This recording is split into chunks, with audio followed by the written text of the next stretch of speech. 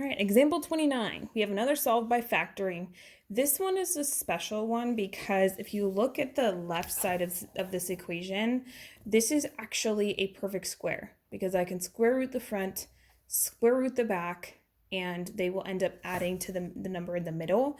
So in this case, you do not have to move the 11 to the other side. Okay. In fact, in this problem, you might actually not even be able to factor it because it could be a number where you wouldn't be able to find two numbers that multiply to this that add to this. But this is just another way on how to do it. So this one's kind of embed the square root solving. So in this case, I'm going to factor this. This is the only type where this will work. X plus 5, x plus 5.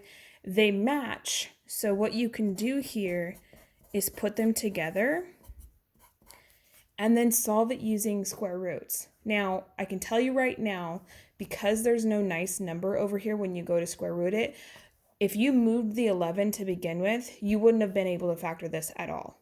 And you would have had to use a different method, like completing the square or quadratic formula. But using this, you can actually solve it using the idea of factoring, okay? But it only works if you have a perfect square over here because then you can create that squared. So we're going to go ahead and square root both sides. X plus 5 is left, plus or minus square root of 11.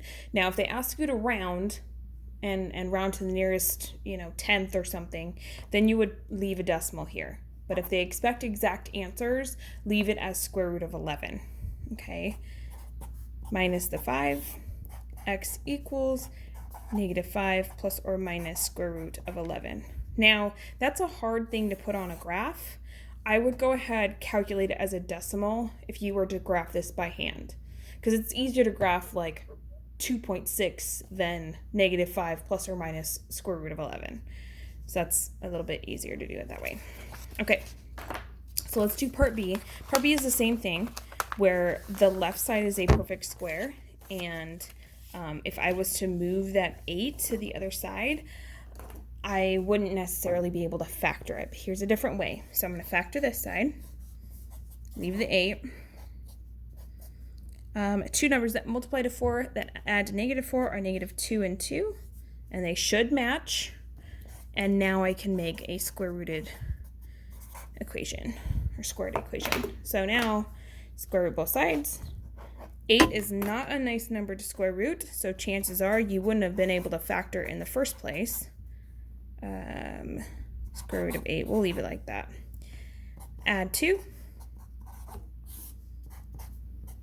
Now the 8 you can break apart as square root 4 times square root 2. You want to simplify as much as you can. So the square root of 4 turns into a 2, and this 2 is left underneath the square root.